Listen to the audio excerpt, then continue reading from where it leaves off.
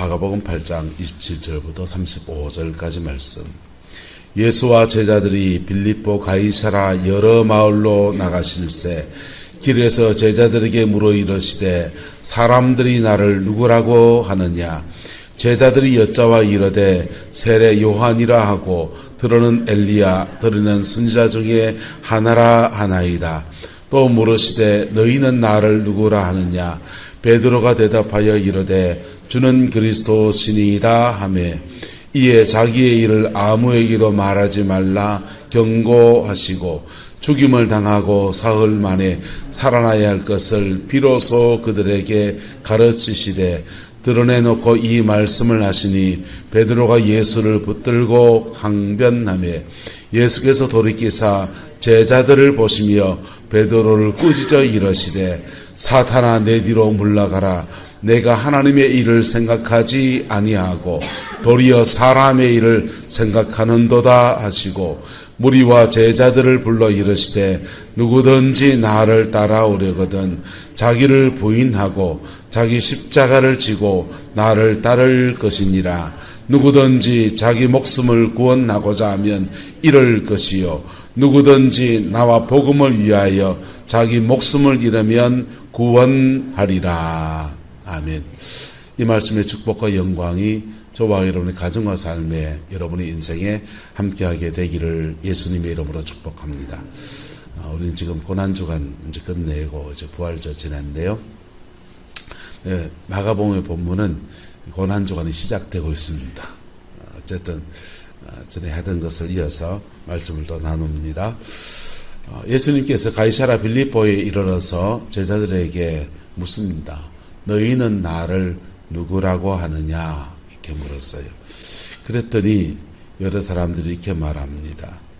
사람들이 나를 누구라고 하느냐 이랬더니 말하기를 세례 요한이다 이렇게 말했습니다. 또 어떤 사람은 예수님 보고서 엘리야다 이렇게 말했습니다. 구약시대에 예수님 당시에 세례 요한이라고 한다면 회개하라 천국이 가까웠다. 예수님이 전하는 메시지를 보고서 어떤 사람은 세례 요한이다 이랬습니다. 특별히 전에 말씀드린 상기를 시켜드린다면 헤롯이 세례 요한을 목베어 죽였지 않습니까? 그리고는 똑같은 메시지를 전한 사람이 갈릴리 지방 전체를 막 돌아다니면서 복음을 전하면서 회개하라 천국이 가까웠다 그러니까 가슴을 철렁하면서 이랬습니다. 아이쿠 세례 요한이 살아서 돌아왔구나 하면서 그렇게 말했어요. 또 어떤 사람은 예수님께서 엘리야다 이래 말했습니다. 왜 엘리야라 합니까?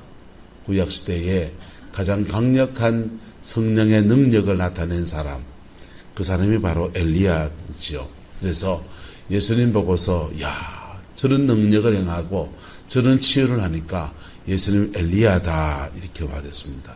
때로는 선지자 중에 하나다 할 때 이 선지자 중에 하나는 여러 선지자가 있는데 그 중에 특별히 모세를 말하는 것 같아요. 모세도 역시 말씀도 전하고 또는 이렇게 그 놀라운 이적도 행하고 그 역사를 많이 일으킨 선지자지요. 그래서 예수님의 나름 이런 고백들을 했는데 주님은 제자들에게 묻습니다. 너희는 나를 누구라고 하느냐? 여러분에게 물어보겠습니다. 예수님은 여러분에게 누구십니까? 예수님은 여러분에게 누구십니까? 어떤 사람은 예수님을 각자가 와닿는 모습이 다를 수 있어요. 예수님 같이 놀라운 이적과 기사를 행하시는 예수님을 경험한 사람은 예수님의 이적을 행하는 분일 수 있습니다. 어떤 사람은 예수님의 말씀에 이렇게 심취된 사람은 예수님은 귀한 말씀을 전하시는 분일 수 있습니다. 여러분에게는 예수님 어떤 분이십니까? 날 위해서 목숨을 주셔서 구원하신 구원자이십니다. 이럴 수 있습니다. 자, 어쨌든 이때 베드로가 대답합니다. 주는 그리스도시니이다 라고 했어요. 할렐루야. 구약시대에 이 그리스도라고 할 때는 세 가지 의미가 있습니다. 첫 번째는 왕에게 기름을 부어서 그리스도, 기름 부었다. 구별해서 기름 부었다 할 때 이거 그리스도, 헬라어로는 그리스도라 그러고요. 히브리어는 메시아라 합니다. 그래서 구약시대에 세 가지 사람들에게 기름을 부었습니다.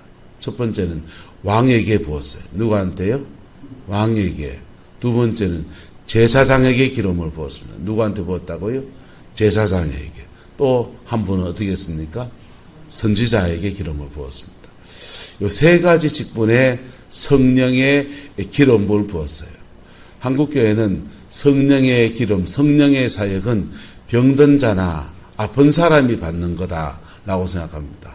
여러분, 안수기도는 아픈 사람이 받는 겁니까? 병든 사람이 받는 거고 병 안 든 사람 안 해주는 거다 이렇게 생각합니다. 그런데 사실은 성령의 기름 부음은 누구나 받아야 되는 겁니다. 할렐루야. 모든 그리스도인이 받아야 되는 것. 교회에서 안수를 해서 사람 중직자를 세울 때 안수 기도를 합니다. 노회나 이런 데 가서 제가 안수 받을 때도 그런데 제 머리 위에 손이 한 20개쯤 쌓인 것 같아요. 목사 안수를 받는다 때 직분자를 세우는 기름 부음이 있습니다. 할렐루야.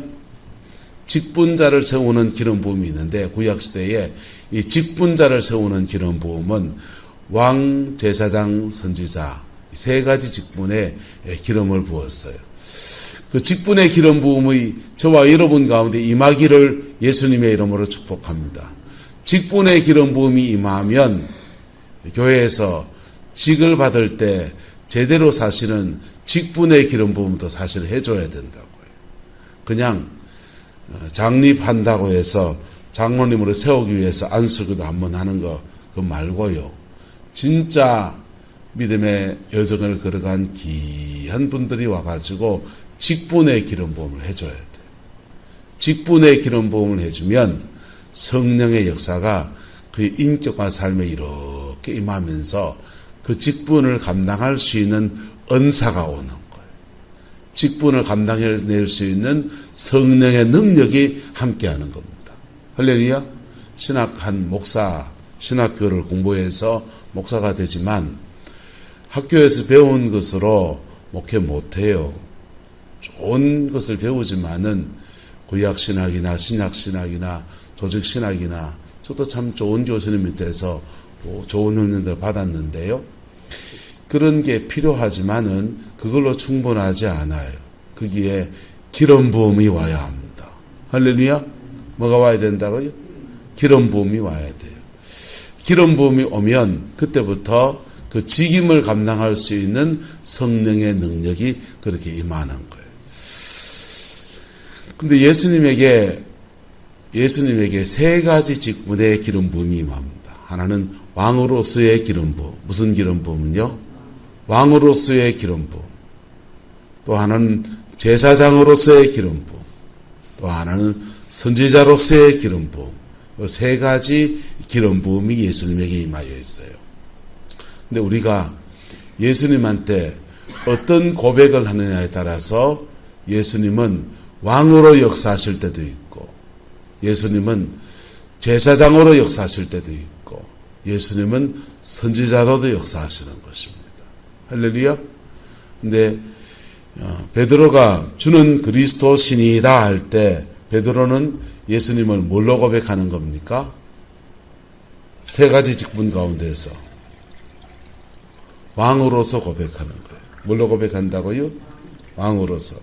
구약시대에 왕, 제사장, 선지자 이 세 직분의 기름 부음을 줘서 그냥 그 기름 부음 받은 자라는 뜻을 가지고 있는 겁니다. 그런데 바벨론 포로기를 지나면서 이 세 가지 직분의 기름 부음의 뜻이 그리스도라는 뜻이 한 사람을 지칭하는 말로 바뀌었습니다. 그 누구냐면 다윗의 왕위를 이어가는 사람이 온다. 하나님께서 선지자 나단을 통해서 다윗이 하나님의 성전을 지어서 올려드린다고 하니까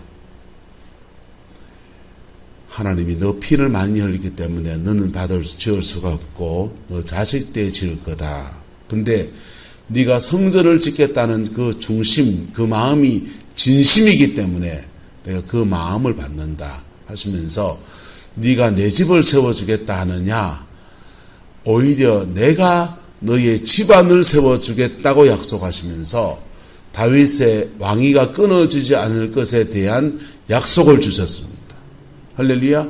그리고 북이스라엘과 남유다가 나누어져서 북이스라엘이 아시리아에게 멸망을 당할 때도 다윗의 왕위는 끊어지지 않아서 그 당시 히스기야 왕입니다.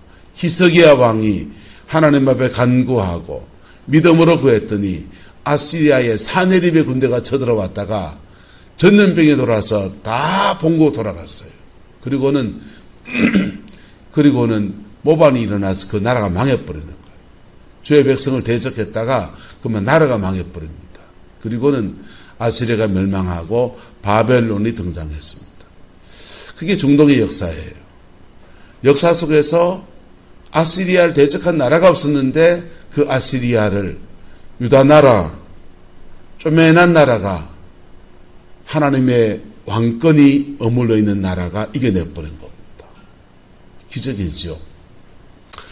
그래서 사람들은 환호를 지렸으며 다윗의 왕이 영원하리라. 다윗의 왕이 영원하리라. 그랬던 다윗의 왕위가 아시리아를 이어서 일어난 바벨론 때에 나라가 망해버립니다.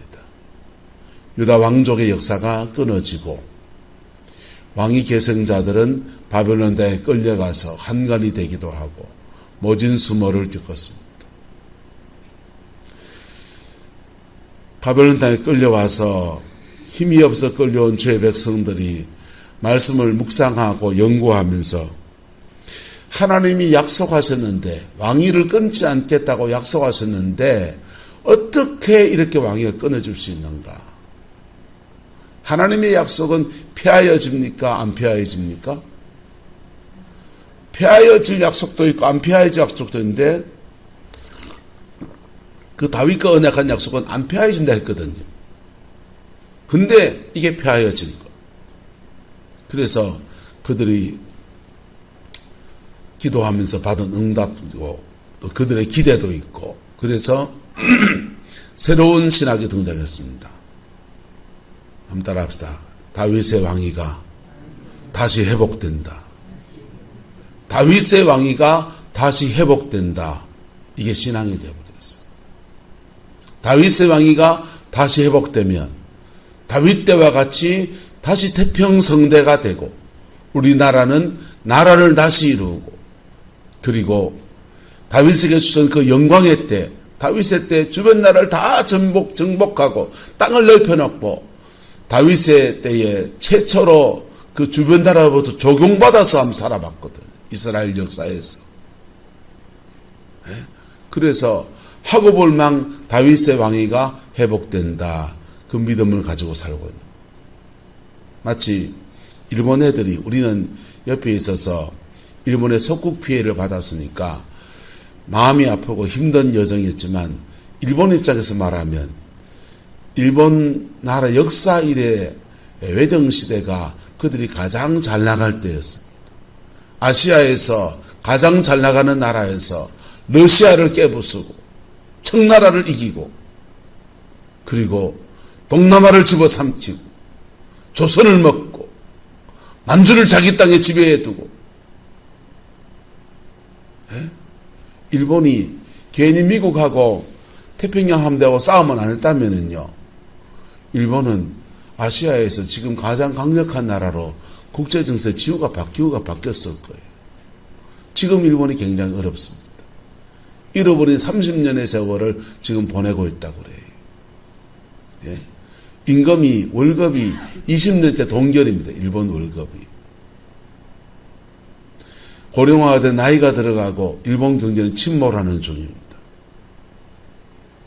그러니까 그 어려운 시간을 지나가면서 그 사람들이 그때 잘 됐지 않느냐.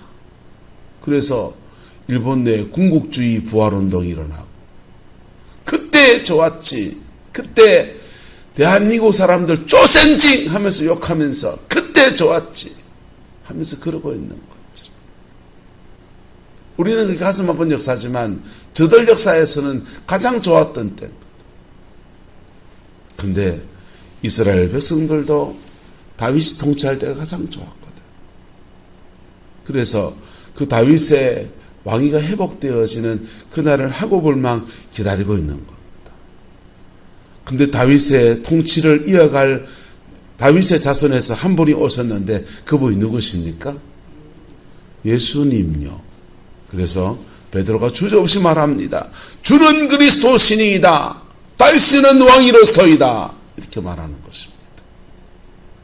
근데 예수님은 다윗의 왕위를 이어로 오신 왕이시기도 하고, 예수님은 모든 인류의 죄를 사하시는 속죄주가 되시는 제사장이기도 하고, 예수님은 사람들의 진리를 선포하시고 인간에게 회개하라고 외치시는 선지자이시기도 하고, 할렐루야.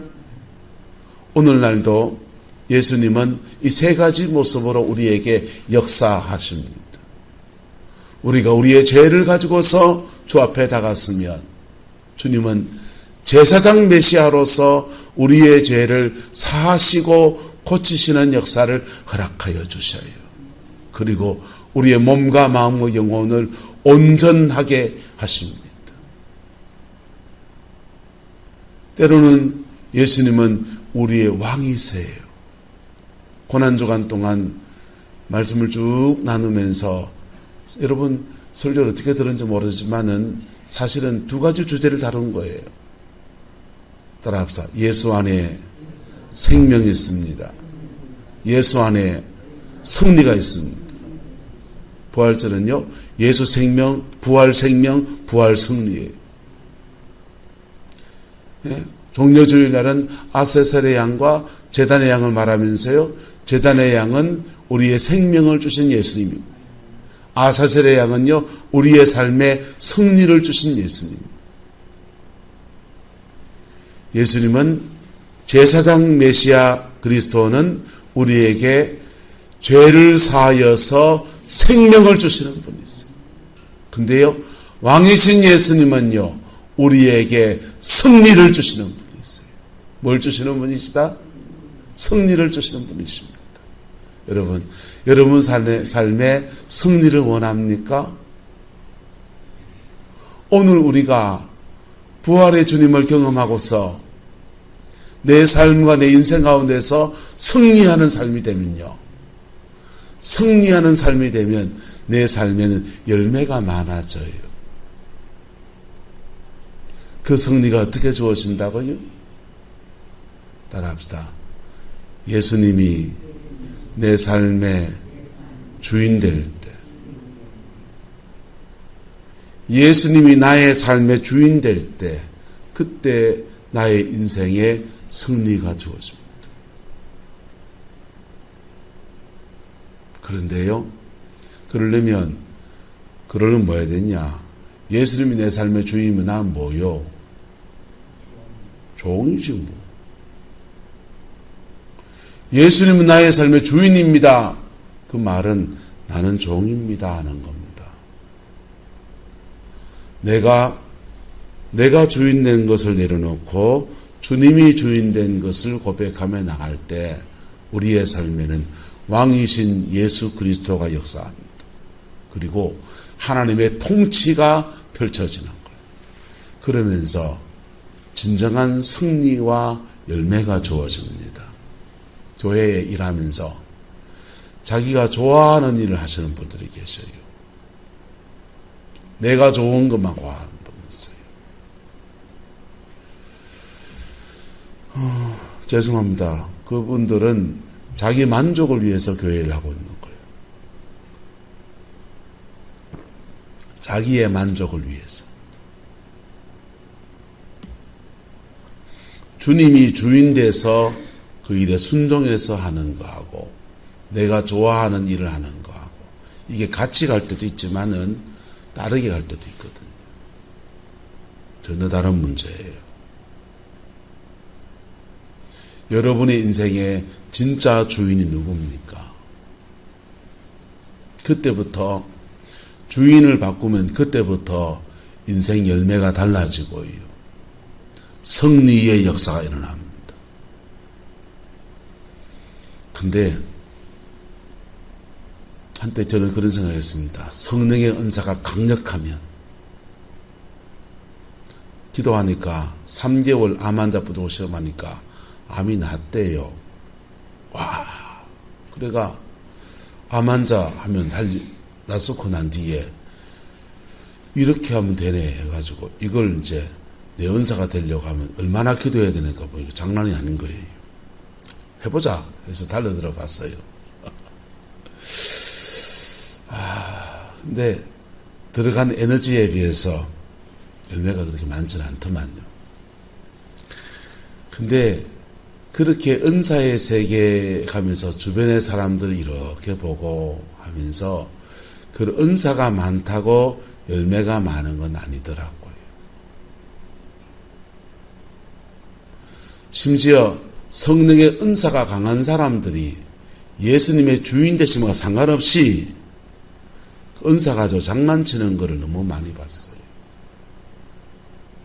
열매는 어디 있느냐?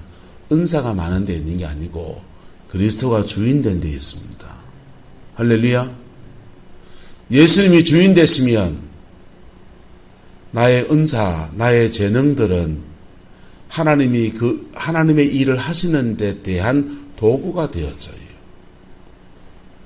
나의 인간적인 달란트들도 하나님의 일을 감당하는 도구로 되는데 그 기름 부음 안에서 달란트가 은사가 되어집니다. 할렐루야. 그래서 영적인 달란트와 눈에 보이는 인지적 달란트가 함께 그리스도의 선한 도구로 사용되어지는 거예요. 누가 주인 될 때? 예수가 주인 될 때. 할렐루야. 주인을 안 바꾼 은사자 아무데도 쓸데없습니다. 주인을 안 바꾼 장로님 별로 교회에 도움이 안 됩니다.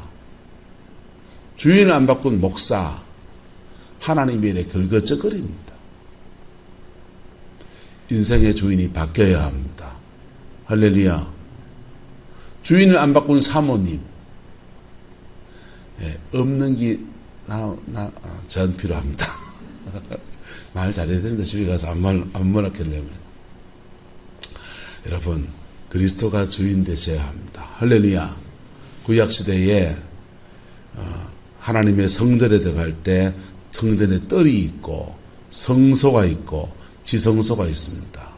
성전의 뜰에는 그게 번제단이 있어서 제단의 그 피를 적시고 중생 거듭남을 말하는 거예요.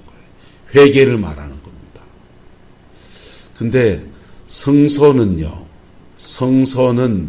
제사장들이 들어가고 하나님의 일꾼들이 들어갑니다. 지성소는요, 대제사장이 들어갑니다. 그런데 신약시대에 이르면 이 성소는 하나님의 일을 감당하는 청지기들이 들어가는 데예요. 누가 들어간다고요? 청지기들이 들어간답니다. 근데 열매는 어디서부터 맺히느냐? 어디서부터 맺히냐면요, 성소의 신앙에 올랐을 때부터 인생의 열매는 맺어지는 거예요. 승리도 주어지고 열매도 맺어지고. 그럼 그래 승리해야만 천당 갔냐? 아니요. 그렇진 않고, 성전의 뜰에 들어와서 번제단을 경험할 때 우리는 제사장이신 예수 그리스도의 은혜를 받으면서 사죄의 은혜를 입고 성령의 만지심을 받고 중생하고 거듭나서 천국 백성이 되는 겁니다. 솔로몬이 성전을 지을 때 성전의 뜰에는 잠언을 펼쳐놨습니다. 잠언은 십계명의 말씀, 구약의 말씀 중에 특별히 윤리적 말씀이에요. 무슨 말씀요? 윤리적 말씀. 그래서 자신의 삶에 회개할 게 있다면 윤리에 비춰서 회개하시면 돼요. 하나님 앞에 십계명에 잘못한 거, 사람한테 잘못한 거, 그거 회개하고서 그 예수 피에 적실 때 사죄의 은총이 많은 거예요. 그리고 그 사람에게는 말씀을 지킨 자에게 주는 축복이 그렇게 임합니다. 그 말씀 붙들고 살아가면 말씀을 지킨 자에게 주시는 축복이 오는데 그 세상에 받는 복이 와요. 그런데 성소의 신앙에 들어오면 솔로몬은 성소에는 잠언이 아니라 전도서를 펴놨습니다. 전도서는 뭡니까? 헛되고 헛되며 헛되고 헛되니 모든 것이 헛되도다. 하나님께 인생을 드린 사람들, 그리스도가 주인된 것을 고백하고 가는 사람들에게 주시는 말씀들이 거기 있는 거예요. 그래서 회개에도 기준이 달라지는 거예요. 전도서의 말씀을 기준으로 회개하면, 따라합시다. 내가 주인된 것을 회개합니다. 다른 말로 하면 난 종인데 충성하지 못한 걸 회개하는 거예요. 하나님 앞에 불충한 것이 회개의 제목입니다. 지성소에 들어가면 지성소에는 솔로몬이 아가서를 펴놨습니다. 아가서는 사랑입니다. 모든 기준이 뭡니까? 사랑이에요. 그래서 지성소의 사람이 뭐 회개할 일이 별로 없겠지만은 그래도 회개한다고 하면 그분들은 회개의 기준이 뭐냐? 좀 더 사랑하지 못한 거. 좀 더 뭐 하지 못한 거요? 좀 더 사랑하지 못한 거. 그게 회개의 기준입니다. 여러분, 기도하다 성령이 감동시켜주는 회개의 기준이 뭡니까? 남의 집 호박 따먹은 겁니까?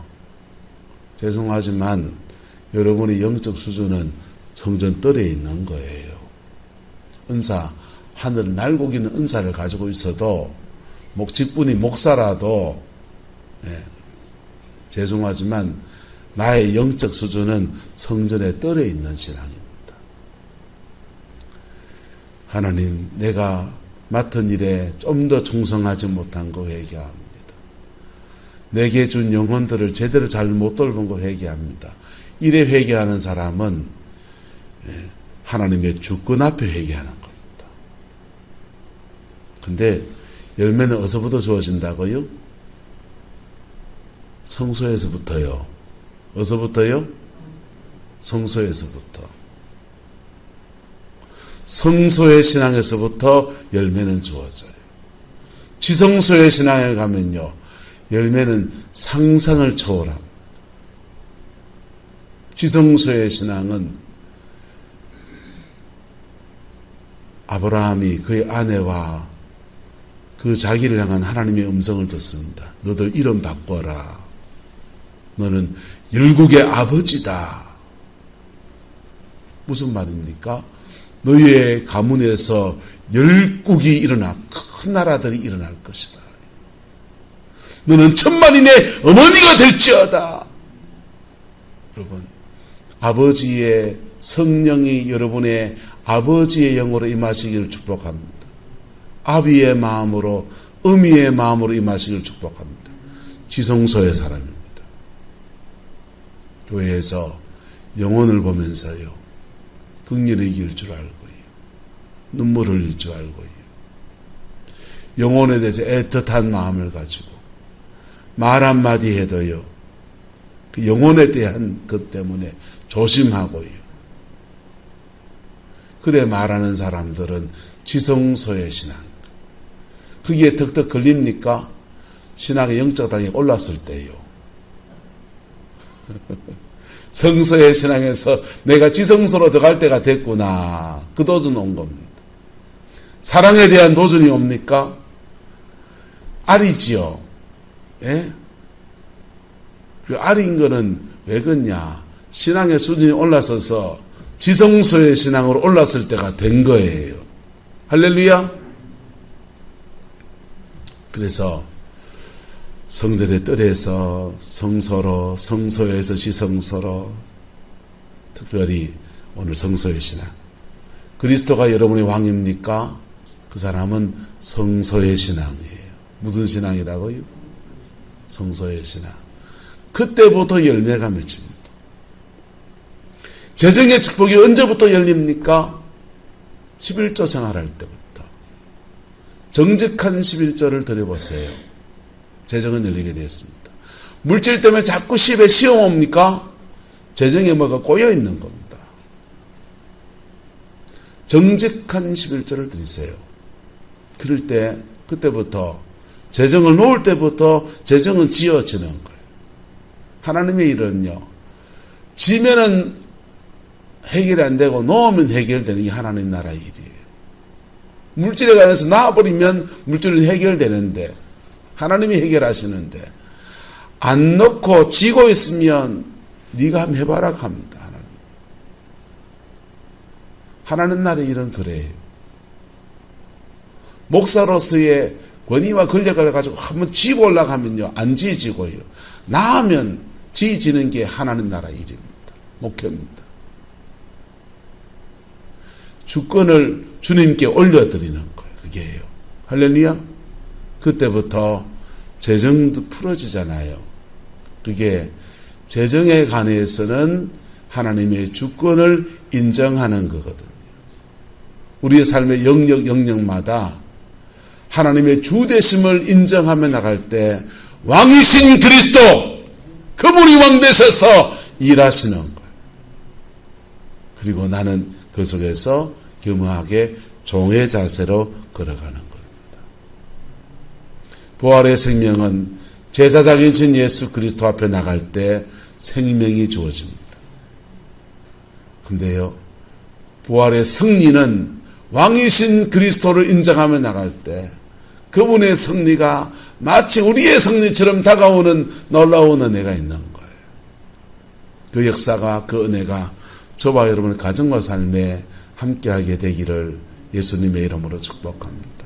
때로는 우리는 예수님처럼 때로는요, 내 가정과 내 삶의 자리 안에서 제사장처럼 희생의 길을 걸어야 될 때도 있습니다.